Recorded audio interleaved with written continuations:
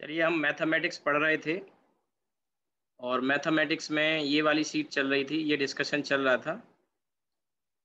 इसमें मैंने आपको डिफरेंशिएशन करा दिया था, इंटीग्रेशन स्टार्ट होना था, लेकिन उससे पहले मैक्सिमा मिनीमा का कुछ पार्ट रह गया था, वो पहले हम करेंगे और उसके बाद मैं आगे डिस्कस करूँगा इंटीग्रेशन। ठीक है? अब जिन बच्चों का रह गया है उनको वीडियो रिकॉर्डिंग मिल जाएंगी, जिनको ये शीट ना मिली हो वो क्लास के बाद मैसेज कर देना, मैं प्रोवाइड कर दूंगा। अब जैसे अभी इसमें क्वेरी आई है एक बच्चे की, इसमें क्वेश्चन डिफरेंशिएशन का क्वेश्चन नंबर 20 पूछ रहा है वो। तो ये क्वेश्चन नंबर 20 देख लेते हैं डिफरेंशिएशन का। ये मैंने कहा भी था आपसे, क्वेश्चन नंबर 20 अच्छा सवाल है। और इसके अलावा जो आगे के 1 2 3 क्वेश्चन है ये भी बढ़िया सवाल है, थोड़ा सा टफ है, ज़्यादा टफ नहीं, मैं एक दो बता दूंगा इसमें से भी। तो पहले क्वेश्चन नंबर 20 में बता देता हूँ आपको। फिर कल जो मैंने आपको बताया था मैक्सिमा मिनिमा वाला केस, उस पर आपने कहा था, कल तो नहीं परसों, कल तो क्लास नहीं हो पाई, मेरे पैर में चोट है अभी भी, पेन किलर लेके मैं पढ़ा रहा हूँ आपको। तो देखिए इसमें y इक्वल्स टू, ये 20th क्वेश्चन में बता रहा हूँ। फिर मैक्सिमा मिनिमा पे, जैसे आप में से किसी बच्चे ने कहा था कि मैक्सिमा मिनिमा पे और क्वेश्चन करा दो, मैं कराऊंगा आपको मैक्सिमा मिनिमा पे भी क्वेश्चन। सबसे पहले देखो y इक्वल्स टू ई की power minus x sine x है। तो इसमें क्या करोगे आप, इसमें सबसे पहले आपको ये समझना है कि इसमें हम प्रोडक्ट रूल लगाएंगे, इसे u मान लेते हैं और इसे v मान लेते हैं, राइट। अब इसको u और v जब मानेंगे तो फॉर्मूला ये कहता है dy by d x equals to, पहले u को करें v को छोड़ दें, या v को करें u को छोड़ दें, ठीक है। तो चलिए मैं u को छोड़ देता हूँ, ये formula plus v D you upon D x, right. कोई दिक्कत हो तो बताना। अब इसमें u की वैल्यू e की पावर माइनस एक्स है, और फिर v को करेंगे यानी साइन x को करेंगे, तो साइन x का डिफरेंशिएशन क्या हो जाएगा, cos x। फिर v को छोड़ देंगे, साइन x को छोड़ दिया, और हम डिफरेंशिएशन करेंगे d ओवर डी एक्स किसका, e की पावर माइनस एक्स का। मैंने इतना हिंट किया था कि e की पावर माइनस एक्स का जब करोगे तो चेन रूल की जरूरत पड़ जाएगी, क्योंकि यहाँ e की पावर माइनस वन एक्स है, इस पर गौर करने की जरूरत है। तो e की power minus x cos x plus ये आपका साइन एक्स, और यहाँ से जब इसका डिफरेंशिएशन करेंगे तो ई का करेंगे तो ई की पावर ये आएगा, और फिर माइनस एक्स का करोगे तो कितना आ जाएगा, माइनस वन को तो छोड़ दोगे, और एक्स का करेंगे D x upon D x, क्या आ जाएगा, वन बताया था आपको। बस तो आपका आंसर आ गया। कल कराया था ना एक क्वेश्चन, परसों कराया था, ई की पावर टू एक्स अगर होता है तो हम क्या करते हैं डिफरेंशिएशन में, पहले ई का करेंगे सेम वही लिख लेंगे, फिर टू एक्स का करेंगे तो टू आ जाएगा, टू और D x upon D x, यही तो बताया था, ये कट जाएगा। तो ये आपका टू ई की पावर टू एक्स आ गया। ठीक उसी तरीके से माइनस एक्स को आप ऐसे सोचिए, माइनस वन एक्स, बात समझ में आ गई होगी। और अब माइनस वन एक्स में ये कट गया, आपका आंसर जो आएगा यहाँ से माइनस वन ई की पावर माइनस एक्स कॉमन जब ले लोगे तो cos x minus sine x आ जाएगा। यही आंसर है, आप देखिए, ठीक है। तो ऐसा टफ नहीं है, आप आसानी से कर सकते थे, कुछ ही सवाल इसमें ठीक थे। अब मैं 1 2 3 जो क्वेश्चन ये वाले जो दिए हैं इनको थोड़ा सा डिस्कस कर दूं, एक दो क्वेश्चन को कैसे करते हैं, क्योंकि मुझे पता है काफी आप में से इसको नहीं कर पाएंगे, आप में से काफी नहीं कर पाएंगे, ठीक है। तो ये अगर आपको नोट करना है तो कर लो, ये नोट करना है तो कर लो। जो भी बच्चे नए इसमें आ रहे हैं, बार बार नए डेली कुछ बच्चे ज्वाइन करते हैं, उनका निकला हुआ है थोड़ा बहुत, तो उसके आपको वीडियो ही मिल सकते हैं, और तो कोई तरीका ही नहीं है। और वीडियो में ये है कि वही क्लास की, जैसे अभी भी रिकॉर्डिंग चल रही है, ये क्लास अगर किसी की मिस हो जाती है तो रिकॉर्डिंग मिल सकती है आपको। और मेरे ख्याल से आगरा में अकेला मैं टीचर हूँ जो क्लास की रिकॉर्डिंग कर रहा हूँ, बाकी कहीं रिकॉर्डिंग वगैरह आपको मिलेंगी नहीं। चलिए मैं ये हटा देता हूँ, आपने नोट कर लिया होगा। और जल्दी 19 या 20 तारीख से ऑफलाइन क्लास भी शुरू हो ही रही है, आपको पता लग ही गया होगा, तो हम भी जल्दी स्टार्ट करेंगे। बस ये मेरा पैर की थोड़ा मोच वोच सही हो जाए थोड़ा सा, तो बाकी सब चीज़ें तैयारी पूरी है, ठीक है। तो देखिए ये आपको d y by d x इसमें निकालना है, वाई है यू की पावर थ्री प्लस टू, और यू इधर है एक्स प्लस सेवन। पहली बात ये समझो कि हमें d y by d x निकालना है, लेकिन यहाँ वाई यू के फंक्शन में, आप समझो मेरी बात को, वाई दिया है यू की पावर थ्री प्लस टू। तो दो तरीके हैं कि इस वाले u की वैल्यू को यहाँ पे रख लिया जाए और फिर सॉल्व कर लिया जाए, एक तरीका तो ये है।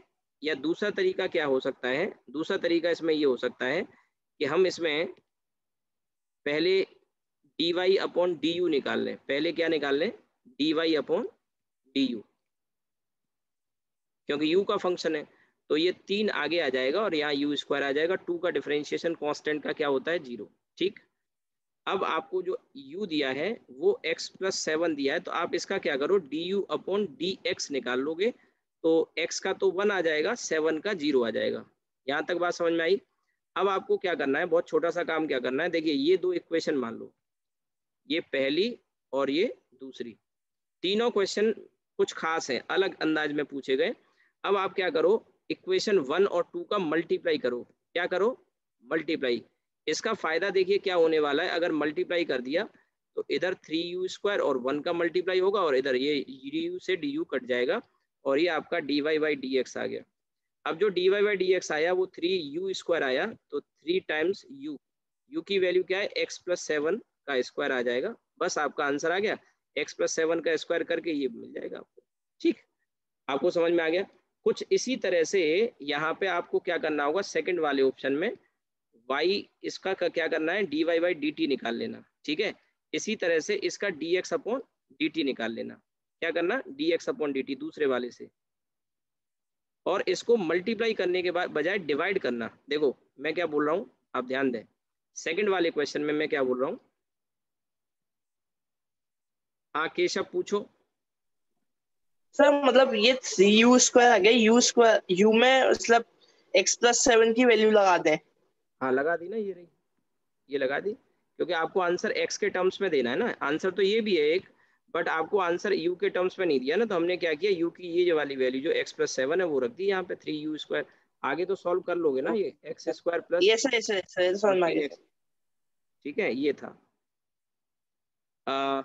अब देखिए मैं जो बता रहा हूँ आप इसका स्क्रीनशॉट लो, नोट करने का टाइम नहीं होता। ऑनलाइन क्लास का एक फायदा ये है कि आप स्क्रीनशॉट ले लो, बाद में आप क्या करना, कॉपी में नोट कर लेना। मैं इसे इरेज कर दूंगा। मैं आपको दूसरा वाला क्वेश्चन बता रहा हूँ, सेकंड वाला। सेकंड वाले क्वेश्चन का तरीका यही है, बस यहाँ मल्टीप्लाई न करके डिवाइड करना पड़ेगा। उसका कारण है, जैसे यहाँ पे हमने क्या किया था, इसको इससे काटना था तो हमने मल्टीप्लाई किया। अब इसमें dt को काटने के लिए डिवाइड करना पड़ेगा सेकंड वाले क्वेश्चन में। मैं ये इरेज कर रहा हूँ, अगर आपने स्क्रीनशॉट ले लिया हो तो। ठीक है, अब देखिए क्वेश्चन 2 में ये कह रहा था कि आप dy बाई डी टी निकालो, जिसकी वैल्यू a तो कांस्टेंट है, टी स्क्वायर का क्या हो जाएगा 2t, और ऐसे ही dx अपॉन डी टी जब आप करोगे तो a को तो छोड़ देंगे, t का क्या हो जाएगा 1 आ जाएगा, dt upon D T. Right, हमको क्या चाहिए भाई, हमको dy बाई डी एक्स चाहिए ना। अब dy बाई डी एक्स अगर हमको चाहिए तो कैसे मिलेगा, dt हटाने के लिए आप इसको डिवाइड कर दो, ये इक्वेशन 1, ये इक्वेशन 1 और ये इक्वेशन 2, तो आप क्या करो 1 डिवाइडेड बाई 2 कर दो। जैसे ही आप ऐसा करोगे तो dy बाई डी टी और डिवाइडेड बाई करोगे dx बाई डी टी, तो आप देखोगे dt से dt चला जाएगा, और क्योंकि आपने डिवाइड किया है तो इधर 2at और इधर a, तो a से a कट गया, a से a कट गया, dy बाई डी एक्स की वैल्यू 2t आ गई। आंसर 2t ही दिया है, लेकिन मेरी बात सुनो, t की वैल्यू यहाँ से चाहो तो एक आंसर ये भी हो सकता था, मैंने कहा ये भी हो सकता था, t की वैल्यू x अपॉन a, तो ये भी आंसर दे रखा है, नहीं तो ये भी दिया जा सकता था 2x बाई ए भी आंसर हो सकता था। आपको मेरी बात समझ में आ गई होगी। अब देखिए अगले वाले क्वेश्चन 3 को आप खुद से करके देखना, मैं हिंट कर देता हूँ। इसमें dy बाई डी थीटा निकालना और इसमें dx अपॉन डी थीटा निकालना। बाकी क्या करना है, आप समझदार हो, आपको dy बाई डी एक्स निकालने के लिए डिवाइड करना पड़ेगा, आपका आंसर आ जाएगा।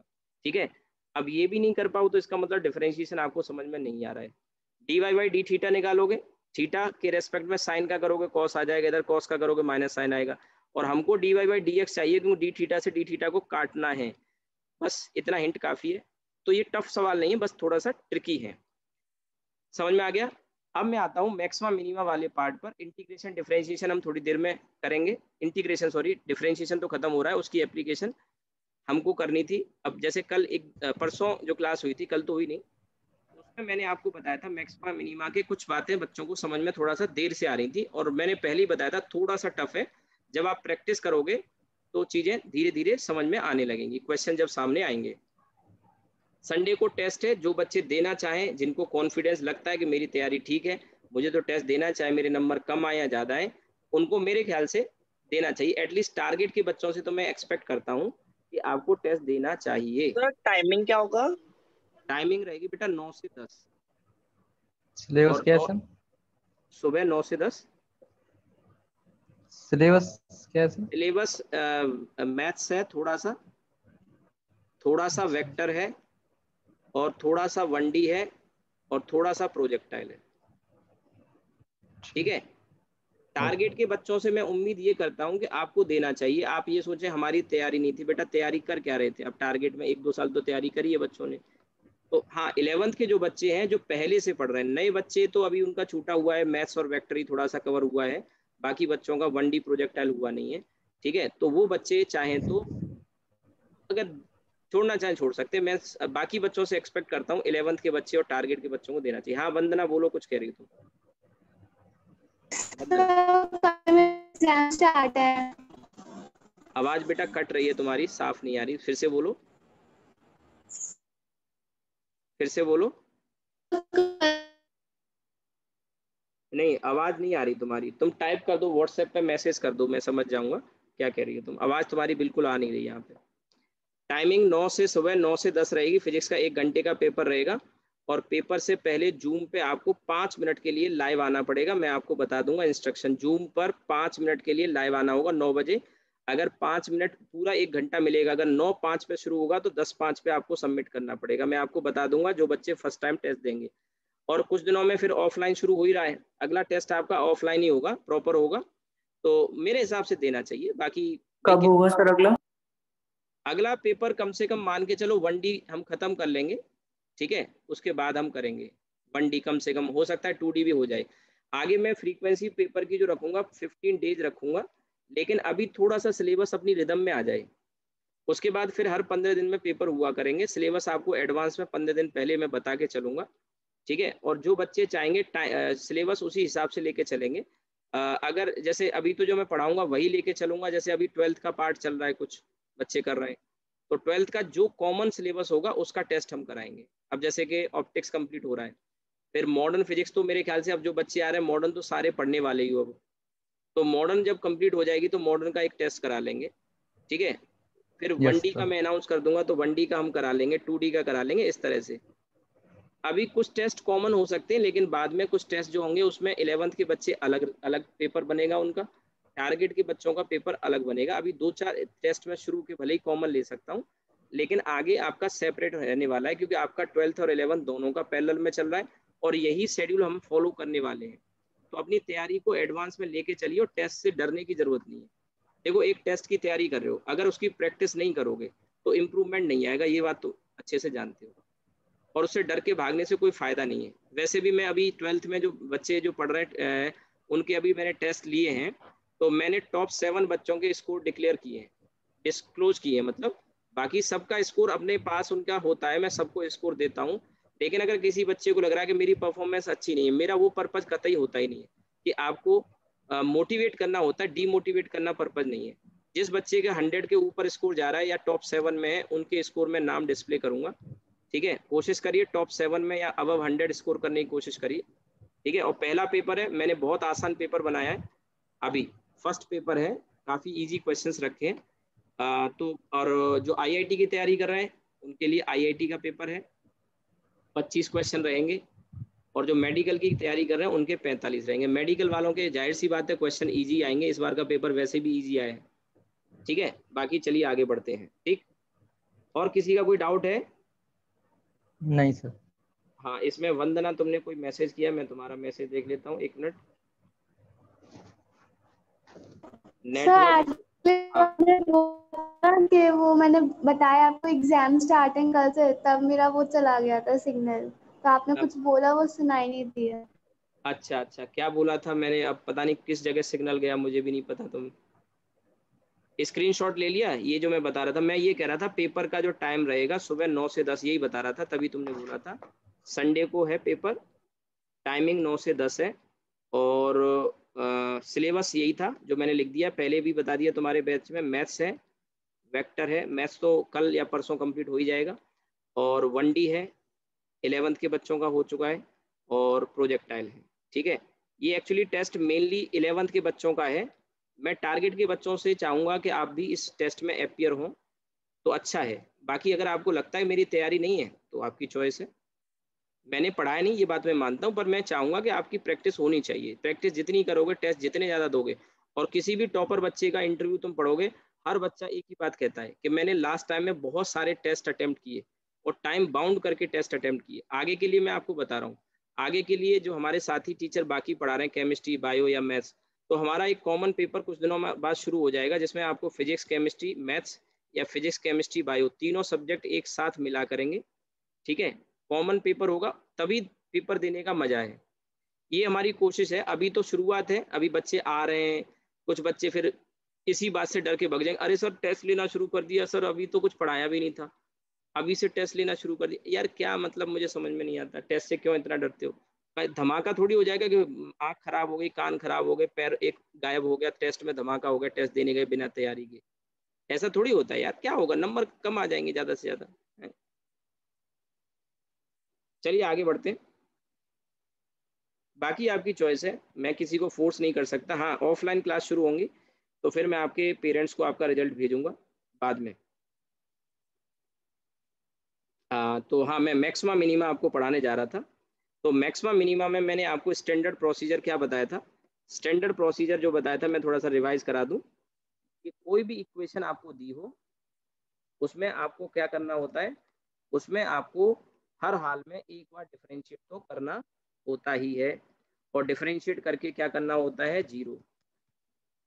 अब वहां अगर दो क्रिटिकल पॉइंट आते हैं तो फिर आपको डबल डिफरेंशिएट करने की जरूरत नहीं है, ये चेक करने की कि मैक्सिमा होगा कि मिनिमा होगा। केवल वो वैल्यू जो मिली है उन्हीं को रख दो, जो बड़ी आ रही है वो मैक्सिमम कहलाएगी, जो छोटी आ रही है वो मिनिमम कहलाएगी। दिक्कत आती है जब एक क्रिटिकल पॉइंट मिलता है। एक क्रिटिकल पॉइंट हमेशा तब मिलेगा जब इक्वेशन क्वाड्रेटिक टाइप की होगी। क्यों? क्योंकि जैसे कल मैंने एक इक्वेशन इस टाइप की कुछ लिखी थी, मुझे याद तो नहीं, पर जो भी थी, मान लो यही थी, सपोज करो, तो एक बार जब डिफरेंशिएट करोगे ना, तो इसमें पावर जो 2 होती है, डिफरेंशिएशन के बाद पावर 1 रह जाती है। ध्यान देना मेरी बात पे, पावर 1 रह जाती है, और जब उसको इक्वल टू 0 करोगे तो x की सिर्फ एक वैल्यू मिलेगी। यानी आपको ये गौर करना है कि जब क्वाड्रेटिक इक्वेशन आएगी तो उसमें एक ही क्रिटिकल पॉइंट आएगा। कारण क्वाड्रेटिक इक्वेशन का ग्राफ पैराबोला होता है, जो इस तरह का होगा या फिर इस तरह का होगा। तो एक ही पॉइंट ऐसा आएगा जो या तो मिनिमम वाला, ये मिनिमम हो गया, नीचे से गुजर रहा है, और ये टॉप में ये मैक्सिमम वाला हो गया। तो एक ही पॉइंट मिलेगा, क्योंकि पावर है 2, जब डिफरेंशिएट करेंगे तो पावर क्या रह जाएगी, 1 रह जाएगी। तो हम इसको जब सॉल्व करेंगे तो x की वैल्यू क्या आ गई, यहाँ से सॉल्व होके 5/4। ये वो क्रिटिकल पॉइंट है एक। तो ऐसे सवालों में जब एक ही पॉइंट मिलता है तो ये डिसाइड करना मुश्किल हो जाता है कि वो मैक्सिमा होगा कि मिनिमा होगा। हाँ, अगर आपको पैराबोला का ग्राफ समझ में आता है, जैसे 2x² है, तो पक्का है कि ये वाला पैराबोला होगा, एक नंबर वाला। कैसे पता लगा? x² का जो कोफिशिएंट है वो पॉजिटिव है, तो पॉजिटिव साइड में ओपन होगा। तो ये कंफर्म हो गया कि x = 5/4 पे क्या मिलने वाला है, बोलो? मिनिमा। मिनिमा। बिल्कुल बिल्कुल सही बात, मिनिमा मिलेगा। यही बात तो समझनी है। अब देखिए आगे बढ़ते हैं। ये तो मैंने कल करा दिया, परसों करा दिया था। मैं एक और अच्छा सवाल इसमें देता हूँ, थोड़ा टफ लगेगा लेकिन वो इससे ज्यादा आसान है। लगेगा टफ लेकिन है आसान। तो देखिए y = 2x³ - 4x² + 6x + 5। ठीक है, अब आपको बताना है इस क्वेश्चन में फाइंड। अच्छा, संडे को जो टेस्ट होने जा रहा है उसमें इस तरह के सवाल आपको मिलेंगे। आज जो मैं करा रहा हूं, मैं ये नहीं बताऊंगा किस टाइप का क्वेश्चन आएगा, लेकिन आज जो पढ़ाऊंगा इससे संडे के टेस्ट में आपको हेल्प मिलेगी। और एक दो बेहतरीन बातें आज बताने जा रहा हूं मैं आपको, मैक्सिमा मिनिमा बहुत बेहतरीन, जो फिजिक्स में काम आएंगे। Find the maximum and minimum value of ये। देखो, मैं एक छोटी सी बात आपसे पूछता हूं, आपको क्या लगता है, ऐसे ही डायरेक्ट बताना, बिना सॉल्व करके अंदाजे से बताना, आपको क्या लगता है कितने क्रिटिकल पॉइंट आएंगे? 2। कैसे कैसे पता लगा? x की पावर 3 है। और 3 है सर। हाँ, बिल्कुल समझ गए तुम मेरी बात को, पावर 3 है। तो एक बार डिफरेंशिएट करने के बाद पावर रह जाएगी 2, यानी क्वाड्रेटिक इक्वेशन, उसके रूट आएंगे 2, वही 2 रूट क्या होंगे, क्रिटिकल पॉइंट होंगे। अब आप समझ गए। अगर मान लो उसमें हाईएस्ट पावर 5 हो ऐसे करके कुछ भी एक्सप्रेशन लिखा हुआ है, तो मुझे बताओगे कितने क्रिटिकल पॉइंट मिलेंगे? 4। 4, बिल्कुल सही जवाब। अच्छा एक चीज और मैं बता दूं कि जैसे जैसे मेरी बात सुनना कि अगर 3 पॉइंट मिल रहे हैं तो 3 में से पक्का 2 पर मैक्सिमा, यानी ऐसे करके जाएगा, या तो 2 पर मैक्सिमा और 1 पर मिनिमा, या इस तरह से जाएगा, 2 पर मिनिमा 1 पर मैक्सिमा। कैसे पता लगेगा भाई? जैसे मान लो ये पावर 3 है ना, पावर 3 है, तो यहाँ पे तो हमें 2 मिले, लेकिन अगर पावर 4 हो, सपोज करो पावर अगर 4 हो तो कितने पॉइंट्स मिलेंगे क्रिटिकल? सर 3 मिलेंगे। तो एक बात बिल्कुल हमेशा के लिए ध्यान रखो कि 2 मैक्सिमा के बीच में 1 मिनिमा पक्का आता है। भाई मैक्सिमा की इंपॉर्टेंस कब होगी? जब बीच में मिनिमा आए, तभी तो समझ में आएगा। मालूम पड़ा ये भी मैक्सिमा, इसके बगल में भी मैक्सिमा, इसके बगल में भी मैक्सिमा, कैसे कह दोगे ये मैक्सिमा है? मैक्सिमा तो अपने अगल बगल के वैल्यूज को देख के पता लगेगा ना कि उनके रेस्पेक्ट में ये वैल्यू ज्यादा है। इसी तरह से यहाँ पे अगर आप देखो तो ये मिनिमा है और ये मिनिमा है, और इनके बीच में एक मैक्सिमा पक्का आएगा। बात कुछ समझ में आ रही है? Yes sir. यानी दो मिनिमा के बीच में एक मैक्सिमा हमेशा आता है, और 2 मैक्सिमा के बीच में एक मिनिमा, और 2 मिनिमा के बीच में एक मैक्सिमा हमेशा आता है। ये बात हमेशा के लिए ट्रू है, एक बात तो ये ध्यान रखनी है। और आप या ऐसे कह सकते हो कि हमें मैक्सिमा मिनिमा बारी बारी से मिलते हैं, अल्टरनेटिवली। ठीक है, तो अगर हमें इस वाली इक्वेशन में पूछ रहा हूँ, ये जो मैंने लिखी है, इसमें हमें क्रिटिकल पॉइंट कितने मिलेंगे? 2। तो क्या दोनों पे मैक्सिमा आएगा या दोनों पे मिनिमा आएगा? सर एक पे मैक्सिमा, एक पे मिनिमा। यस, आप मेरी बात को समझ गए। इसका मतलब एक पर मैक्सिमा और एक पर मिनिमा आएगा। तो चलिए हम इसको शुरू करते हैं, मैं आपको बताता हूँ सॉल्व करके। एक बार डिफरेंशिएट कर लो। अच्छा वैल्यू ये मैंने काफी सोच समझ के रखी है, आपकी क्लास पढ़ाने से पहले मैंने वैल्यू चुन ली थी ऐसा कैलकुलेट करके कि आपको बढ़िया से रूट मिल जाएंगे, इसमें अच्छी सी वैल्यू मिलेंगी। मालूम पड़ा टेढ़ी मेढ़ी कोई वैल्यू आ जाती अंडर रूट वगैरह में, तो आपको सॉल्व करने में दिक्कत होती। तो मैंने इसी, आपको लग रहा होगा सर 2/3 थोड़ा अजीब सा नहीं लग रहा? ये अजीब सा नहीं, अभी आप सॉल्व करोगे ना तो वैल्यू अच्छी सी आ जाएंगी आपके पास सॉल्व करके। देखिए इसको डिफरेंशिएट तो करना ही करना है, तो 2/3 को छोड़ दिया, और एक्स क्यू का करेंगे तो 3x² माइनस 4 को छोड़ दिया, एक्स स्क्वायर का करेंगे तो 2x, और 6 को छोड़ दिया, x का किया 1 और 5 का क्या हो गया 0। 3 से 3 चला गया, तो ये आ गया 2x² माइनस 8x प्लस 6, और इक्वल टू क्या कर दो 0। इसको इक्वल टू 0 करके आपको क्या करना होगा, रूट निकालने पड़ेंगे हर हाल में। तो रूट का x की वैल्यू आ जाएगी -b होता है तो -8 है, b की वैल्यू -8 है, और -b होता है तो +8 हो जाएगा। तो फॉर्मूला याद है ना, धराचार्य का फॉर्मूला होता है। ये चीजें मैं मैथमेटिक्स के शुरू में ही आपको बता चुका हूँ। इसको धराचार्य का फॉर्मूला या रूट फॉर्मूला कहते हैं। -8 प्लस माइनस √b² यानी 8 का 64 माइनस 4ac 6 2 12 माइनस 48 और डिवाइडेड बाई 2a यानी 4। तो यहाँ से आप देखोगे x की वैल्यू 8 प्लस माइनस 64 माइनस 48 16 यानी 4 डिवाइडेड बाई 4, तो 2 वैल्यू आ गई, 2 पॉइंट आ गया, 8 4 12 3 आ गया और 1 आ गया। अच्छी सी वैल्यू मिली कि नहीं मिली?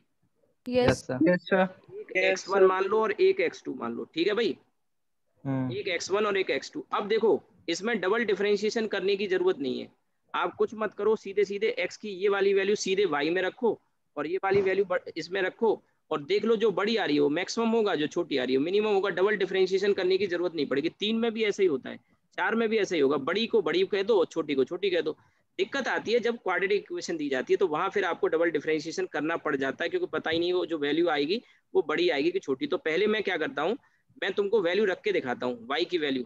तो एट इसमें डिफरेंशिएट डबल मत करो, डबल मैं करके दिखाऊंगा, लेकिन पहले ही चेक कर लेते हैं पहले से मेरी बात सही है कि गलत है, आपको पता लग जाएगा। x = 1 रख के देखो, और देखो एक चीज और समझ लेना, छोटी वैल्यू आ रही है तो इसका मतलब ये नहीं कि वो मिनिमा होगा। कभी मत सोचना कि 1 है छोटा है इस पे आएगा, कुछ भी हो सकता है, कुछ भी हो सकता है, ध्यान रखिएगा। तो अब x = 1 यहाँ पे y में रखेंगे, तो y में ये आपका 2/3 1 का क्यूब माइनस 4 1 का स्क्वायर और 6 1 + 5, ठीक है। तो ये भैया आ गया आपका 2/3 -4 + 6 + 5। इसको अगर हम सॉल्व करें थोड़ा सा और, तो ये आपका 6 5 11 -4 7 7 + 2/3 और 7 3 21 23 23/3 ये वैल्यू आई। अभी ऐसी रहने दो, पता नहीं ये बड़ी है कि छोटी है। अब 3 रख के देखते हैं। तो एट x इक्वल्स टू 3 हम रखेंगे तो y की वैल्यू 2/3 है ना, और x की पावर यानी 27 हो गया, 3 है ना। तो और ये आ जाएगा फिर आपका यहाँ पे 4 और 3 का स्क्वायर 9 और 6 3 18 प्लस 5, ये आपका 9 और 9 2 18 और माइनस 9 4 36 और ये 18 और प्लस 5। आप देखिए 5 आ गई y की वैल्यू, आ गई कि नहीं आ गई? Yes sir. अब देखो ये Yes, sir. 23/3 कंफर्म है, 7 से बड़ी आएगी value, this is more than Yes, sir. 7। Yes, sir. मुझे आप बताओ ये जो y की वैल्यू मिली है, ये y की वैल्यू ये मैक्सिमम होगी कि नहीं होगी? मैक्सिमा। हाँ, और ये क्या है? मिनिमा। मिनिमा। अब देखो, अब कंफ्यूजन दूर हो गया होगा काफी हद तक। मैंने आपसे कल भी बताया था, परसों भी बताया था कि जो x की वैल्यू मिलती है वो मैक्सिमम या मिनिमम नहीं होती, इन पर मैक्सिमम या मिनिमम मिलता है। ये वैल्यू मैक्सिमम मिनिमम वाली नहीं है, ये क्रिटिकल पॉइंट है, इन पे मिलेगा। और यहाँ से जो y की वैल्यू आई है ये 23/3, ये वैल्यू ये मैक्सिमम वैल्यू है और ये वाली वैल्यू मिनिमम वैल्यू है। ठीक है, ये वाली वैल्यू मिनिमम वैल्यू है। ठीक है, एक चीज और समझना, मैं आपको क्लियर कर दूं, ये मिनिमम और मैक्सिमम वैल्यू अपने आसपास की वैल्यू के कंपैरिजन में होती है, यूनिवर्सल मिनिमम मैक्सिमम वैल्यू नहीं होती। पैराबोला के केस में तो ऐसा होता है। जो बच्चे मैथ वाले हैं वो आगे जब मैथमेटिक्स पढ़ेंगे तो वहां 2 नाम आप सुनोगे, बायो के बच्चों को सुनने की जरूरत नहीं है। मैथमेटिक्स वाले बच्चे 2 नाम सुनेंगे, ग्लोबल मैक्सिमा और ग्लोबल मिनिमा, और इसी के साथ एक दूसरा नाम आता है लोकल मैक्सिमा और लोकल मिनिमा। लोकल का मतलब है अपने आसपास के वैल्यू से बड़ा या छोटा। ग्लोबल का मतलब है सबसे, जैसे इंडिया का सबसे अमीर आदमी कौन है? मुकेश अंबानी। तो इंडिया का मान लेते हैं, इंडिया को ही मान ले, दुनिया में और कोई देश नहीं, केवल इंडिया ही है, मान लो थोड़ी देर के लिए। तो सबसे अमीर आदमी कौन है? मुकेश अंबानी, है ना। या फिर हम ऐसा कहें कि दुनिया का सबसे अमीर आदमी कौन है? जेफ बेजोस, अमेजन का मालिक है। अब वो ग्लोबल मैक्सिमा हो गया, सबसे अमीर आदमी। लेकिन इंडिया में लोकल कौन है? मुकेश अंबानी। आगरा में सबसे अमीर आदमी कोई देखें तो वो आप हो, मान लो। अबे नहीं है, अभी कहाँ बेटा, तुम लोग फीस दो बहुत सारी, डबल ट्रिपल दोगे तब सर मान लेते हैं। मानने को तो मान लेते हैं, ये बात सही है, ये पॉइंट तुम्हारा नोट किया जाएगा। मान लेते हैं, ये मानने को तो कुछ भी मान सकते हैं, शहंशाह भी मान सकते हो तुम अपने आप को। ठीक है, तो मैंने तो यही माना है कि तुम अमीर आदमी हो आगरा के, तो लोकली सबसे अमीर हो। ठीक है, सबसे अमीर हो आगरा में, या मान लो तुम अपनी कॉलोनी में सबसे अमीर हो, ऐसे मान लो। तो लोकल का और ग्लोबल का अंतर समझ में आ गया? Yes sir. हाँ, तो हमको जो पढ़ना है मैथमेटिक्स में भी, अभी ये जो मैं पढ़ा रहा हूँ वो लोकल वाला पढ़ना है। लोकल का मतलब अपने अगल बगल की वैल्यू से मैक्सिमम या मिनिमम होता है, ग्लोबल नहीं पढ़ना। ग्लोबल मैथ्स वाले बच्चे पढ़ेंगे मैथमेटिक्स में, हमें फिजिक्स में कभी जरूरत नहीं पड़ेगी, ध्यान रखना। बायो के बच्चे बिल्कुल भूल जाओ, मैंने कुछ बताया था भूल जाओ, पिछले 1-2 मिनट का जो सुना था वो कान से इधर से सुन के दूसरी तरफ से निकाल देना, बिल्कुल भूल जाना। लोकल ग्लोबल कुछ नहीं, जो बता दिया वही चीज, बाकी बकवास है सब, मेडिकल वाले बच्चों के लिए। ठीक है, अब सुनो, अब जैसे ये जो चीजें मैंने बताई इसको हमें चेक करना है। जैसे मान आपने कहा कि सर हमें डबल डिफरेंशिएशन से भी बताओ, वो कंफ्यूज कर रहा है, तो चलो करके देखते हैं डबल डिफरेंशिएशन से। तो ये जो आया है आपका सिंगल वाला जो डिफरेंशिएशन आया ना, ये आया ना सिंगल डिफरेंशिएशन, ये इसका डबल डिफरेंशिएशन कर देते हैं। ध्यान रखना, जब डबल डिफरेंशिएशन आप कर रहे हो तो उसमें जीरो वीरो नहीं देखना, वो जीरो तो हमने बाद में लगाया ना। तो इसका जब डबल डिफरेंशिएशन करेंगे तो 2x² का क्या हो जाएगा? 4x -8। ठीक है, ये डबल डिफरेंशिएशन आ गया। अब देखो उस दिन जो क्वेश्चन आया था उसमें डबल डिफरेंशिएशन करने के बाद 2 आ गया था। तो आप में से शायद किसी बच्चे ने पूछा था सर इसमें 2 आ रहा है, अब इसमें तो पता लग रहा है कि ये ग्रेटर देन 0 है, लेकिन अगर x आ रहा हो तो देखो आ गया, x आ गया कि नहीं आ गया। तो अब क्या करोगे, इसको चेक करोगे कि ये पॉजिटिव नेगेटिव है। वो कैसे चेक करोगे? ये वैल्यू रख के, ये 1 रखेंगे यहाँ पे, x = 1 रख के डबल डिफरेंशिएशन कर देते हैं। ठीक है, डबल डिफरेंशिएशन कर देते हैं, तो 1 रखेंगे तो 4 × 1 - 8 करेंगे तो माइनस का 4 आएगा। और यहाँ पे डबल डिफरेंशिएशन करेंगे और x = 3 जब हम रखेंगे तो 4 3 12 -8 प्लस का 4 आ गया।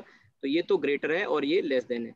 मैंने आपको क्या बताया था, ध्यान देना, ज्यादा दिमाग मत लगाना इसमें। अब जो बताने जा रहा हूँ दिमाग को पूरी तरह से टर्न ऑफ कर लो। जो बता रहा हूँ दिमाग लगाओगे ना तो फिर मुझे बहुत ज्यादा मैथमेटिक्स बताना पड़ेगा, फ्यूज हो जाएंगे।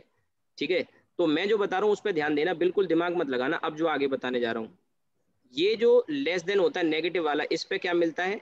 मैक्सिमा। मैक्सिमा। और मैंने कहा इस पे क्या मिलता है? मिनिमा। मिनिमा। और दिमाग मत लगा देना, क्योंकि दिमाग जहाँ लगाना शुरू किया, क्योंकि आप ये कहोगे सर ये पॉजिटिव है, ये मिनिमा कैसे और नेगेटिव, मैंने कहा यही तो दिमाग ऑफ करना है। इसके पीछे भी मैथमेटिक्स है, फिर मुझे स्लोप में ले जाना पड़ेगा, स्लोप का भी स्लोप है, ध्यान से अगर देखोगे, अब उसमें कंफ्यूज हो जाओगे फिर। देखो ये थोड़ी देर के लिए अब बता मैं देता हूँ, अब वही है, फिर कंफ्यूजन होगा। इसको थोड़ी देर के लिए एस कह दो, और इस एस का डिफरेंशिएशन है, ये क्या है? ये D S upon D x है, डबल डिफरेंशिएशन, यानी स्लोप का भी स्लोप है। अब इसमें अभी आगे बहुत सारी चीजें और बतानी पड़ेंगी मुझे, मैं मैथ्स का स्टूडेंट रहा हूँ तो मुझे सारी चीजें पता है, बट मैं आपको एडवाइस करूंगा मैथ्स वाले बच्चे भी ना ध्यान दें अभी इस पे, बायो के बच्चों को तो बिल्कुल भी ध्यान नहीं देना है। जो मैथ्स वाले बच्चे हैं ना, वो भी मैं कह रहा हूँ कि आप इस पे डिटेल पे मत जाओ। ये मैथमेटिक्स जब आप पढ़ोगे, वहाँ आपको मैथ्स वाले सर समझा देंगे, बहुत अच्छे समझ, मैं समझा दूंगा आपको, अगर अलग से पूछ रहा हूँ। बायो के बच्चे बैठे इस वजह से बताना नहीं चाह रहा हूँ। बस आप ये ध्यान दो कि नेगेटिव वैल्यू जो होती है वो मैक्सिमम वैल्यू बताती है, और जो पॉजिटिव वैल्यू होती है वो मिनिमम बताती है। लेकिन क्या ये +4 मैक्सिमम है? क्या ये +4 मैक्सिमम है? No sir. या नो -4 सर। मिनिमम है? नहीं, ये क्या है पता है? ये सिर्फ एक चेक पॉइंट है। क्या है? चेक पॉइंट, ये पता करने का कि किस पर मैक्सिमम आएगा, किस पर मिनिमम आएगा। हाँ, ये मैक्सिमम आ रहा है तो इससे कंफर्म हो गया कि x=1 पर हमें मैक्सिमम वैल्यू मिलेगी, और मिली है। x=1 पर हमको मैक्सिमम वैल्यू मिली है, और कितनी वैल्यू मैक्सिमम मिली है? 23/3। ये मैक्सिमम वैल्यू मिली है जो कि y की होती है। ये मैक्सिमम नहीं है -4 और मिनिमम +4, ये मैक्सिमम मिनिमम नहीं है। आप उसी को समझ जाते हो, मैंने इसलिए कहा थोड़ी देर के लिए दिमाग को स्विच ऑफ कर लो। ऐसे ही यहाँ पे जो +4 आया, ये मिनिमा है, और मिनिमा, ये वैल्यू मिनिमा की नहीं है, ये सिर्फ चेक पॉइंट है। मिनिमा हमें इस पे मिलेगा x=3 पर, और वो मिनिमम वैल्यू y की आ गई 5। ठीक है, बात समझ में आ गई? अब देखिए मैं एक छोटी सी बात बताता हूँ, वैसे तो अपना तो मतलब निकल गया, लेकिन जो छोटी सी एक बात क्या बताना चाहूंगा, कि जैसे ग्राफ में 2 क्रिटिकल पॉइंट मिलते हैं, इसका मतलब ये है कि ग्राफ जो है वो 2 बार मुड़ेगा, 2 बार मुड़ेगा।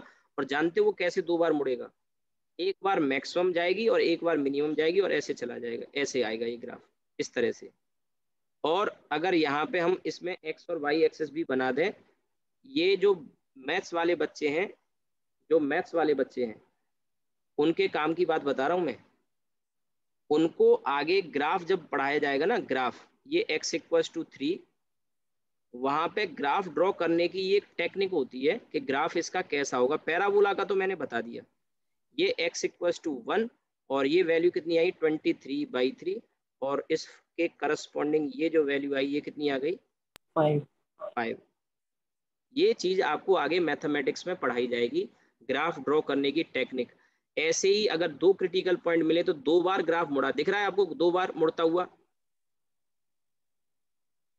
अरे दिख रहा है कि नहीं दिख रहा है? 2 बार मुड़ता हुआ ही नहीं दिख रहा है? Yes sir, yes sir. अगर 3 क्रिटिकल पॉइंट आते, 3 क्रिटिकल पॉइंट आते तो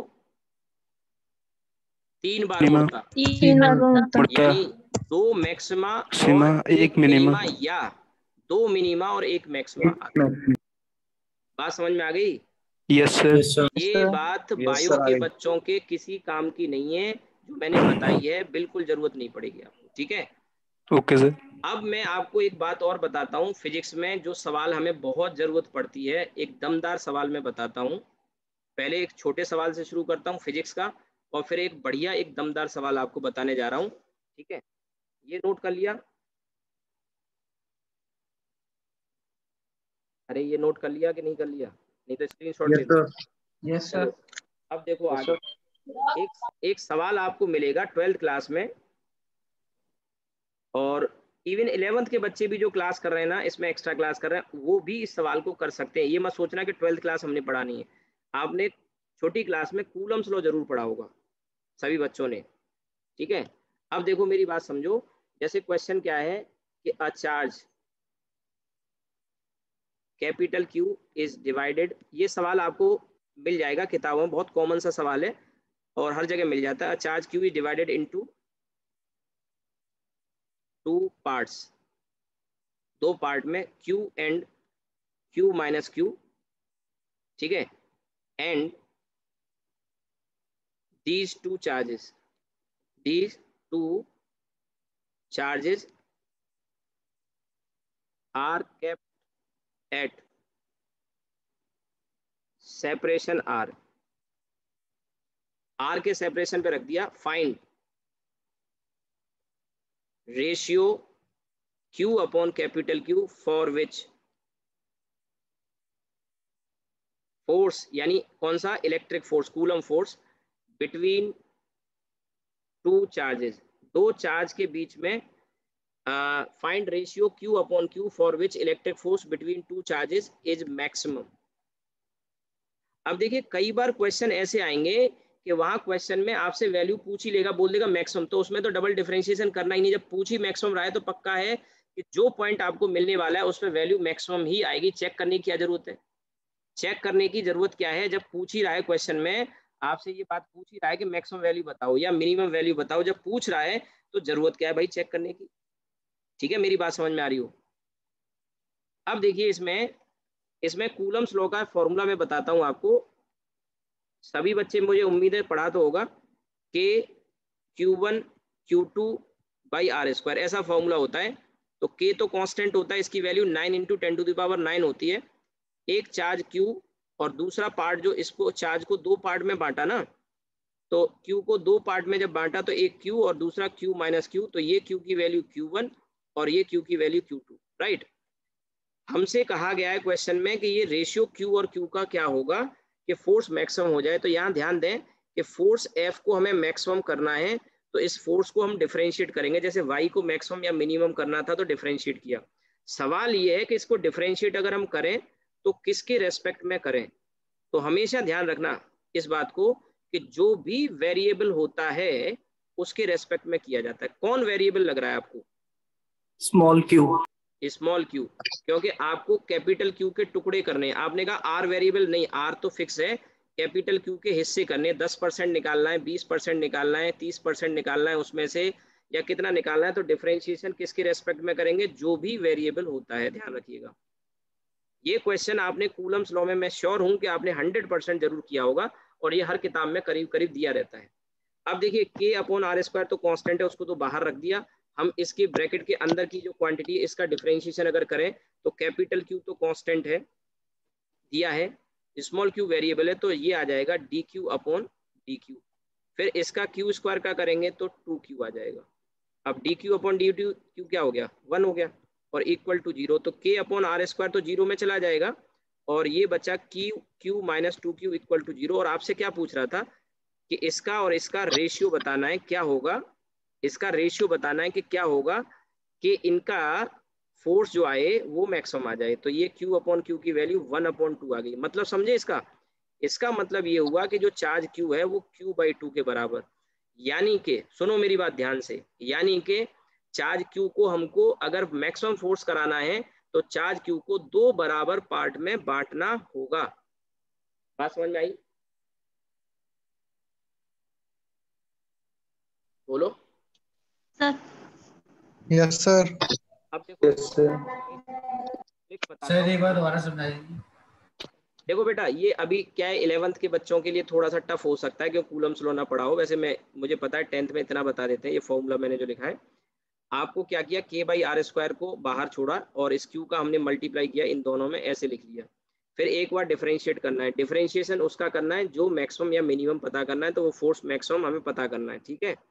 और किसके रेस्पेक्ट में कैसे डिसाइड होगा? जो वेरिएबल हो। तो यहाँ वेरिएबल क्या है? q, छोटा वाला q, तो df अपॉन डी क्यू, और फिर इसको हम डिफरेंशिएट करके सॉल्व कर रहे हैं। तो D Q upon D Q, और ये वैल्यू आ गई, और यहाँ से सॉल्व करके ये वैल्यू मिल गई।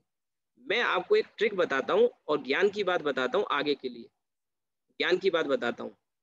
उसके बाद कई बार ऐसे सवाल आपके सामने आएंगे कि आप डायरेक्ट कर सकते हो। यहाँ पे एक बात ध्यान देना कि हमने चार्ज क्यू को दो बराबर हिस्सों में बांटा है।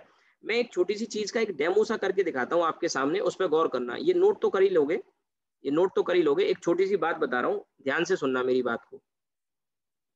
जैसे कभी किसी क्वांटिटी को दो पार्ट में बांट के डिवाइड करके उनका प्रोडक्ट मैक्सिमम कभी भी चाहिए, सुनो मेरी बात ध्यान से, किसी क्वांटिटी को दो पार्ट में डिवाइड करके उनका प्रोडक्ट अगर आपको मैक्सिमम चाहिए, प्रोडक्ट मैक्सिमम चाहिए, तो हमेशा ध्यान रखना प्रोडक्ट मैक्सिमम तब आता है जब वो क्वांटिटी आधी आधी बांटी जाए, आधी आधी, हमेशा के लिए। इससे प्रूवन फैक्ट बता रहा हूं मैं आपको।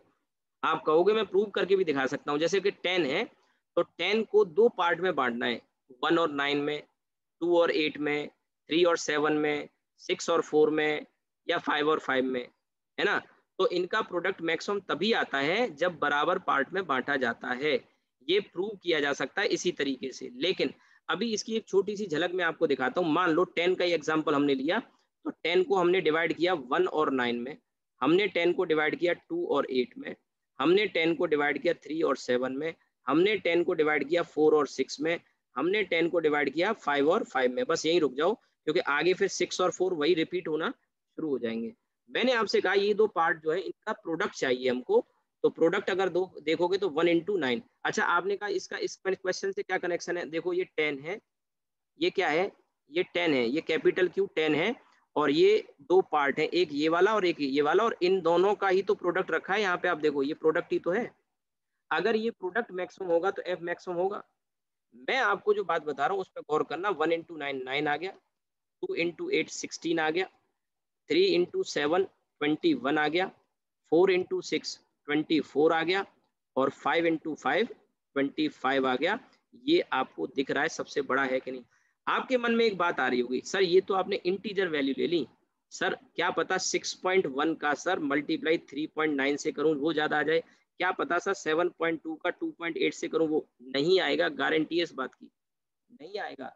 अभी मैं x और 10 - x लेके करूंगा ना तो सेम यही रिजल्ट आएगा।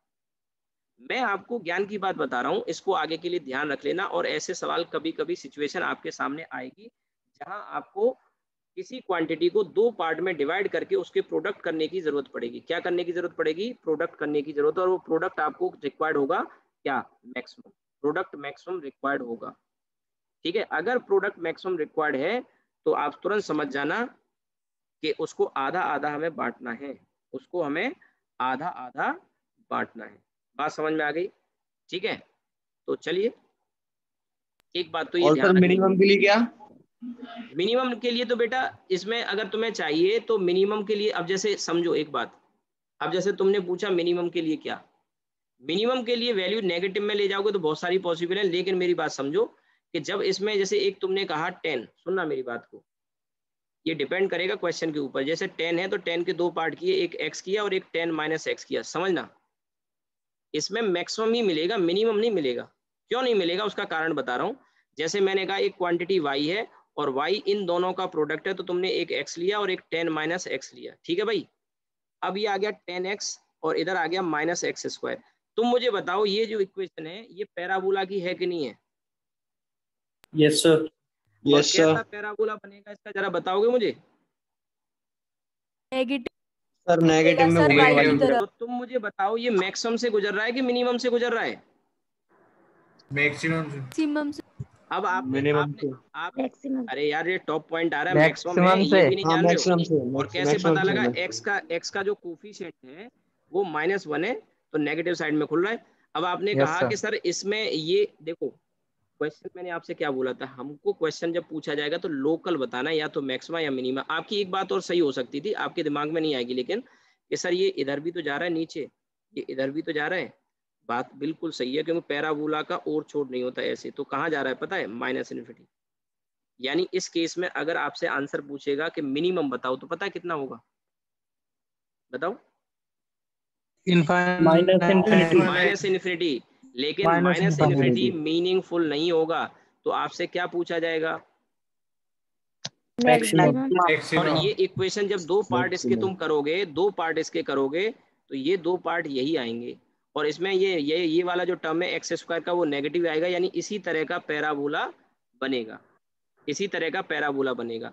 अब आपने कहा कि सर इसमें जरूरी है, देखो जरूरी नहीं है, लेकिन हमें फिर वैल्यू चेंज करनी पड़ेगी। जैसे 10 की जगह -10 ले लिया, और अब आपसे क्वेश्चन में डिमांड कर रहा है कि 10 अगर है -10 तो उसके दो पार्ट करके, तो उसको इस तरह से तुम जज कर सकते हो, ठीक है, इस तरह से जज कर सकते हो। बट मैंने वो पॉसिबिलिटी बताई है आपको जो पॉसिबिलिटी तुमसे पूछी जाएगी, जिसके पूछे जाने के चांसेस हैं। ये नहीं पूछेगा, इसमें जब मैक्सिमा ही पूछेगा तो वही मैं आपको बता रहा हूँ कि मैक्सिमा ही पूछेगा, मिनिमा नहीं पूछेगा। कुछ बात समझ में आ रही है मेरी? Yes, sir. ठीक है, तो अब मैं एक क्वेश्चन, बेहतरीन क्वेश्चन बताने जा रहा हूँ आपको। अब जो बताने जा रहा हूँ, देखिए, एक एक्सप्रेशन आपको फिजिक्स में अक्सर देखने को मिलेगा, और वो एक्सप्रेशन है y इक्वल्स टू, ये अभी मैं मैथमेटिकल फॉर्म में आपको क्वेश्चन दे रहा हूँ, लेकिन इसका फिजिक्स में बहुत भयंकर यूज है, बहुत भयंकर यूज है। y equals to a sine theta plus b cos theta, और आपसे पूछेगा y की maximum, find maximum and minimum value of y। ये इसका फिजिक्स में बहुत यूज है, बहुत यूज है, बहुत ज्यादा। मतलब अब तक का ये मान के चलिए सबसे इंपॉर्टेंट क्वेश्चन है, और इसकी जरूरत आपको पता है कहाँ कहाँ पढ़ने वाली है। सबसे पहला सवाल आपको मैं फ्रिक्शन में कराऊंगा, सबसे पहला, और कुछ बच्चों को तो शायद याद भी आ गया हो, कभी किया होगा। दूसरा यूज इसका आएगा सेकंड नंबर पे, जब हम एसएचएम में सुपर पोजिशन पढ़ेंगे दो एसएचएम का। तीसरा यूज आएगा जब इंटरफ्रेंस साउंड में और लाइट में हम पढ़ते हैं, वहां इसकी जरूरत पड़ जाती है एम्पलीट्यूड फाइंड करने में, और सुपर पोजिशन ऑफ एसएचएम में भी एम्पलीट्यूड फाइंड करने में जरूरत पड़ती है। तो मैं पहले आपको बताता हूँ इसका आंसर आएगा कैसे, वो बाद में समझेंगे, क्योंकि आपके लिए ज्यादा इंपॉर्टेंट क्या है, क्वेश्चन के आंसर तक सबसे पहले पहुंचना। और आंसर अगर मिल जाए विद इन 5 सेकेंड अगर आंसर मिल जाए, तो आपका टाइम बचेगा कि नहीं बचेगा। हाँ, मेथड में सिखाऊंगा आपको, मेथड में सिखाऊंगा, लेकिन पहले समझो कि इसकी मैक्सिमम वैल्यू क्या होती है, और मैं आपको क्या बोलूंगा, इसके रिजल्ट को याद कर लो, बहुत काम का है। y मैक्सिमम की वैल्यू ये होती है भाई, और y की मिनिमम वैल्यू ये होती है भाई, माइनस में √a² + b²। कैसे याद रखोगे भैया, जो साइन का जो कोफिशिएंट है और कॉस का जो कोफिशिएंट है, उनके कोफिशिएंट को स्क्वायर करके ऐड करके √ में रख देना। प्लस साइन के साथ जो आता है वो मैक्सिमम वैल्यू होती है, माइनस के साथ जो आता है वो मिनिमम वैल्यू होती है। अब आपने कहा सर ऐसे ही आएगा, हाँ ऐसे ही आएगा। मैं आपको फिजिक्स मैथ्स नहीं पढ़ा रहा हूँ, अब समझो मैं फिजिक्स पढ़ा रहा हूँ, और जो मैं बता रहा हूँ वही पूछा जाएगा, समझ लो, वही पूछा जाएगा। इसके इधर उधर दिमाग दौड़ाओगे कोई फायदा नहीं है। ये मान लो, ये थोड़ा सा बहुत ज्यादा मैंने थोड़ा सा एग्जागरेट करके बोल रहा हूँ, मान लो मैं जो पढ़ाता हूँ वही पूछा जाता है, और जो पूछा जाता है वही मैं पढ़ाता हूँ, ऐसे मान लो। हालांकि थोड़ा ज्यादा लग रहा होगा सर, ज्यादा फेंक दिया आपने, पर फेंकी है बेटा, लपेट लो, ठीक है, लपेट लो, मान लो। अभी तुम्हें मजाक लग रहा होगा, लेकिन आगे आपको सीरियस होना पड़ेगा। y equals to a sine theta plus b cos theta ही पूछेगा। आपने कहा tan कॉस तो भूल ही जाओ, tan कॉट वगैरह नहीं पूछेगा। और आपने कहा सर एक जगह साइन एक जगह कॉस आएगा, गारंटीड, एक जगह साइन एक जगह कॉस आएगा, गारंटीड। आपने कहा सर थीटा दोनों जगह आएगा, गारंटीड, दोनों जगह थीटा आएगा। थीटा ना होके फिजिक्स में ये वैल्यू ω/t लिखी होती है। अब जो बच्चे 12th पास कर चुके हैं, जिन्होंने कभी भी एसएचएम पढ़ा होगा, अभी 11th के बच्चे नहीं, वो इस बात को समझ रहे होंगे कि थीटा की वैल्यू ω/t कैसे आती है, एसएचएम में पढ़ा होगा। लेकिन दोनों जगह एंगल सेम आएगा, ध्यान रखना। आपने कहा इसके उधर उधर सवाल ही नहीं होता यार, माना तो करो मेरी बात को, माना करो जो मैं बताता हूँ आपको। जब मैं बताता हूँ मैंने क्या लिखा है, रिजल्ट को याद कर लो। ₹1,00,000 का सवाल है ये, ₹1,00,000 का सवाल है, ठीक है, असली नोट, नकली वाले नहीं, चिल्ड्रंस बैंक ऑफ इंडिया वाले, असली नोटों का है। रिजल्ट को याद करना है, a sine theta plus b cos theta. अब आपने कहा कि सर वो कैसे आएगा, जैसे क्वेश्चन कुछ इस तरह के लिखे आते हैं, मान लो वहां आ जाएगा 3 sign theta plus 4 cos theta. अब आपने कहा इसकी मैक्सिमम वैल्यू क्या होगी, रखो इसमें 3 का स्क्वायर 4 का स्क्वायर, कितनी आ गई 5, यहाँ पे -5। तो ये मैक्सिमम ये मिनिमम, यही आता है। ज्यादा से ज्यादा क्या करेगा पता है, ज्यादा से ज्यादा क्या कर देगा कि एक जगह यहाँ पे वैल्यू 5 कर देगा, एक जगह 12 कर देगा, यहाँ 5 कर देगा, यहाँ 12 कर देगा। अब √5² + 12² 13 प्लस का और माइनस का 13 आ जाएगा। आपने कहा सर इसके अलावा भी कोई पॉसिबिलिटी है, हाँ है, इसके अलावा भी पॉसिबिलिटी है। इसके अलावा पॉसिबिलिटी ये है कि एक जगह 24 दिया होगा, एक जगह 7 दिया होगा। 24 का स्क्वायर 576 होता है, और 7 का स्क्वायर 49 होता है, जोड़ोगे 625 आ जाएगा, तो एक +25 आ जाएगा, एक -25 आ जाएगा। आपने कहा और कोई पॉसिबिलिटी होती है, बहुत सारी पॉसिबिलिटी है। एक जगह 1 होगा, एक जगह √3 होगा, तो 1 का स्क्वायर और √3 का स्क्वायर 4 यानी 2 आ जाएगा, प्लस का और माइनस का 2 आ जाएगा। मत लिखो यार, तुम मत लिखो, काय को लिख रहे हो, अब इतना नहीं कर पाओगे। मेन चीज कॉन्सेप्ट की बात समझो ना तुम। आपका वो सर 3 4 का आपने बताया था वो नहीं आया। अब ऐसे थोड़ी यार कि मैं जो बोलूंगा, हाँ कॉन्सेप्ट समझो, 3 4 नहीं आएगा तो 7 और 12 दे देगा, 1 और √3 दे देगा। मोस्ट कॉमन चीजें बताई मैंने आपको, मेन चीज याद रखनी ये कैसे आता है। प्लस वाली मैक्सिमम, माइनस वाली मिनिमम। अब आपने कहा सर सॉल्व करके बताओ, हाँ अब आते हैं सॉल्यूशन पे। कोई रटाने वाली चीजें नहीं, सिखाने वाली चीजें भी है, लेकिन कई बार कुछ चीजें ऐसी होती हैं कि डायरेक्ट हमें याद हो जाए हमेशा के लिए तो लाइफ बन जाएगी। और एक जगह नहीं, यही चीज फिर 12th में एसी में आएगा। लाइट में सुपर पोजिशन में भी क्वेश्चन आ सकता है, एसी में भी सुपर पोजिशन होते हैं, एसएचएम में भी सुपर पोजिशन होते हैं, कहीं भी क्वेश्चन बन जाएगा, कोई साइन कॉस के फंक्शन आएंगे। एसएचएम में सुपर पोजिशन पढ़ते हैं। अब समझो, हमको मैक्सिमम मिनिमम चाहिए तो सबसे पहले क्या करेंगे, यहाँ थीटा वेरी करेगा एंगल, तो इसके रेस्पेक्ट में डिफरेंशिएशन करेंगे। डिफरेंशिएशन किया, ये आ गया a cos थीटा और minus b sine theta. Cos का डिफरेंशिएशन माइनस में आता है, इक्वल टू कर दो भैया क्या 0, तो ये आ गया आपका a cos theta equal to b sine theta. तो यहाँ से tan थीटा की वैल्यू निकल आई और tan थीटा की वैल्यू आ गई a/b। समझे कुछ? a cos theta equal to b sine theta, तो साइन अपॉन कॉस करके tan कर दिया, ये वैल्यू आ गई। यहाँ पे एक चीज नोटिस करो, अगर तो tan थीटा की वैल्यू ये जो आई है, ये पता है थीटा की जो वैल्यू आएगी tan इनवर्स करके लिख सकते हो, थीटा की वैल्यू tan इनवर्स a/b। ये पता है क्या है, जैसे x1 x2 नहीं आते थे क्रिटिकल पॉइंट, वही है ये। जैसे x1 x2 क्रिटिकल पॉइंट आते थे, वही है ये क्रिटिकल पॉइंट है जिस पर हमको वैल्यू मिलने वाली है, मैक्सिमम और मिनिमम। अब आपने ये कहा कि ये क्या चीज है, तो थोड़ा सा नोटिस करने की बात है कि ये जो a था, ये क्या था, ये कोफिशिएंट ऑफ साइन थीटा था, और ये क्या था, कोफिशिएंट ऑफ कॉस थीटा था। बोलिए। Yes sir. अब a और b पे ध्यान देने से ज्यादा अच्छा है कि साइन का कोफिशिएंट अपॉन कॉस का कोफिशिएंट आएगा, जो भी हो। यानी कि अगर मान लो ये फॉर्मूला आपको दे दिया जाए, ये फॉर्मूला दे दिया जाए, तो मैं यहाँ पे tan थीटा की वैल्यू क्या लिखूंगा, 3/4। 3/4। क्या आपको थीटा की वैल्यू tan थीटा की वैल्यू 3/4 पता है, तो थीटा की वैल्यू बता सकते हो? 37 डिग्री। 37 डिग्री बताया था मैंने, और एक बार नहीं कई बार बताया है। जिन बच्चों को ना पता हो लिख लेना, वेक्टर में मैं ये बात बता के चलता हूँ, अगर किसी का रह गया तो लिख लेना। tan 37 की वैल्यू 3/4 और tan 53 की वैल्यू 4/3। न पता हो मैं एक बार फिर से बता देता हूँ, लिख लेना sin 37 की वैल्यू 3/5, cos 37 की वैल्यू 4/5 और tan 37 की वैल्यू डिवाइड करोगे तो 3/4 आएगी। और इसका कॉम्प्लीमेंट्री एंगल जो होता है वो 53 डिग्री होता है, 53। तो ये वैल्यू 4/5, ये cos की वैल्यू ये आपका 3/5 और tan की वैल्यू 53 4/3। बहुत ज्यादा भयंकर, ठीक है, भयंकर यूज है इसका फिजिक्स में, ये याद कर लो, ठीक है,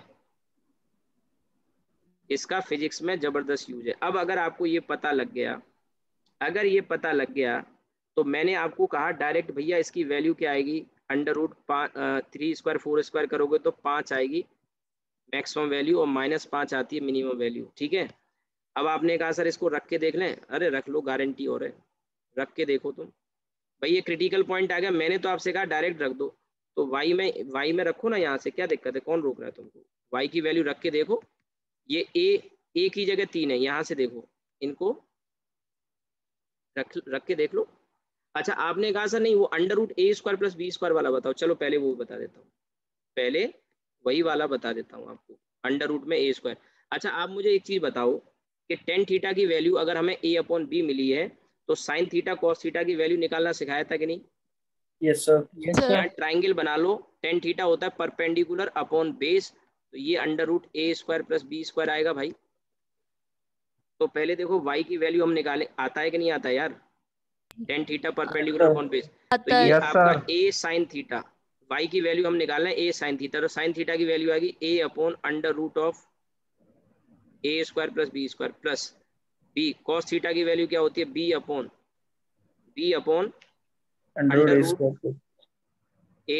+ b²। आप ध्यान से देखिए, ऊपर a² + b² और नीचे क्या आ जाएगा, √a² + b²। ये आ गया। Yes sir.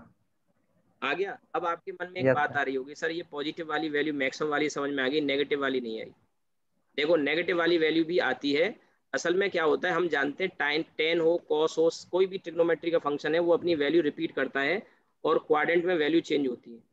जैसे क्वाड्रेंट में वैल्यू चेंज होने से मेरा मतलब क्या है कि जैसे फर्स्ट क्वाड्रेंट में अभी ये 37 का एंगल मिला है, यही वैल्यू अगली बार हमको जो मिलेगी वो इस क्वाड्रेंट में या इस क्वाड्रेंट में मिलेगी।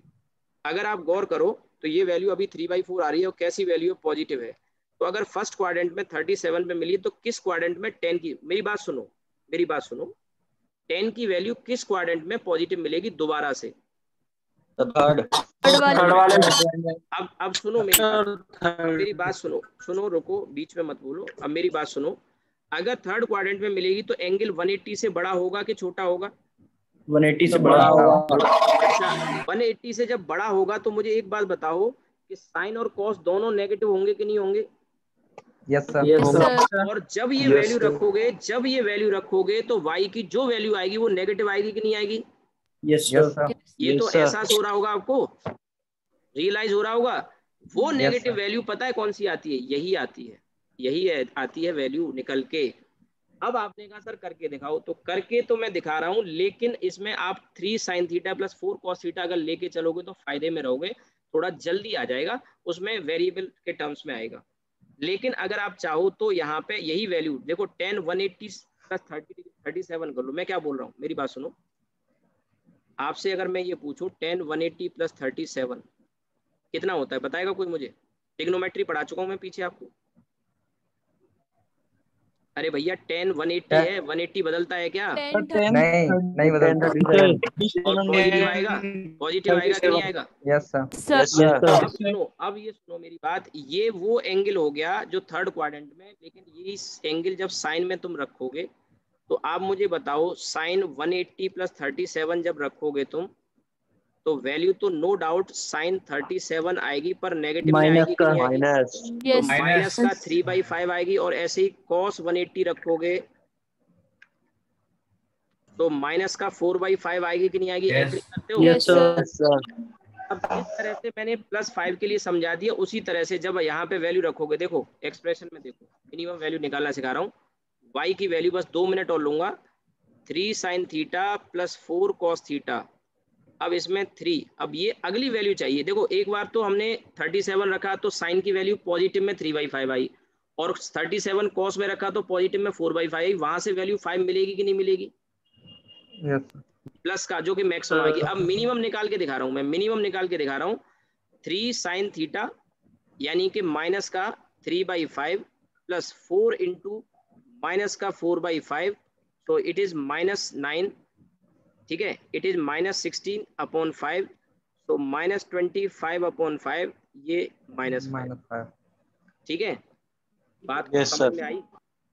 Yes, sir. तो आपको मैंने सिर्फ एक डेमो दे दिया, आपको ये सब डिटेल में नहीं जाना है, आपको डिटेल में नहीं। आपके मन में एक सवाल रह जाता कि सर होता कैसे है, आप उसके चक्कर में मत पड़ो, ज्ञान की बातें ये है, ये ठीक है, ये बातें ध्यान रखनी है।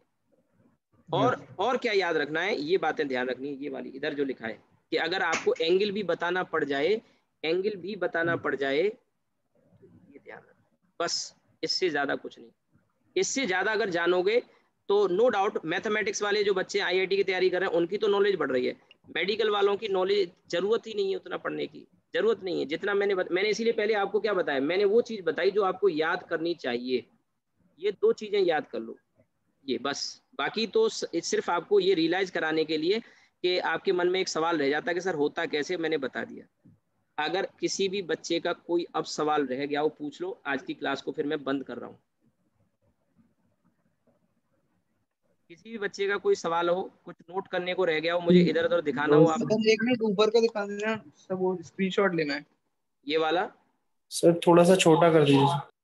ये वाला नहीं, मैं छोटा नहीं बड़ा करके दिखा देता हूँ, तुम जहाँ चाहिए मैं वहां घुमा दूंगा। ये चाहिए या ऊपर वाला? सर अभी लास्ट वाला जो नीचे था। यस सर, छोटा कर दीजिए सर इसे। अरे तुम इसका ले लो ना, बड़ा सा स्क्रीनशॉट ले लो, क्या दिक्कत है, मैं दोबारा दिखा दूंगा। हो गया, ये छोटे में फिर दिखाई नहीं देगा, इसलिए कह रहा हूँ मैं। हो गया? Yes sir. ऊपर करना है नीचे करना है बताओ? सर ऊपर कर दीजिए। ऊपर लो ये। Yes sir. सर ये वाला नहीं सर, जो लास्ट वाला है। अच्छा, ऊपर का मतलब मैं तो यही समझा था, इसको नीचे करना कहते हैं। Sorry sir. हाँ भाई, हो गया? और इधर उधर करना है साइड में। सर थोड़ा सा नीचे और। ये लो, हो गया सर। इधर दिखाना है, ये देखो।